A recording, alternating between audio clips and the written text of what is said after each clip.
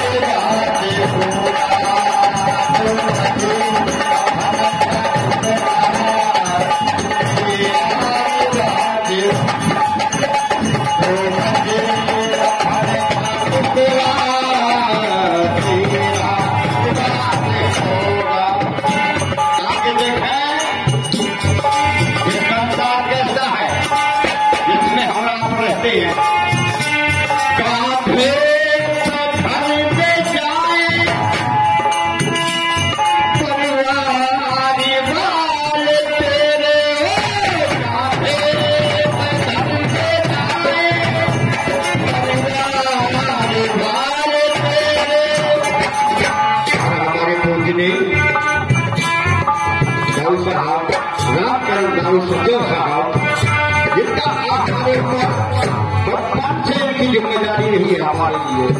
जब हम पढ़ते थे तो कंप्यूटर का पैसा खरीदा पैसा यही व्यक्ति देता है। आज हमारे जहाँ भी जाना होता है मोटरसाइकिल में बिठा करके ले जाते हैं, क्योंकि इनको गर्व रहता है कि हमारा बच्चा अच्छे काम करता है। और हमारे ईश्वर नारायण जी जो ग्राम बड़ौदा से प्रधान है, उनकी ओर से भी 100 के ऊपर आशीर्वाद रोजगार है। क्या देखें, ये हमारे आपके बीच की बात है।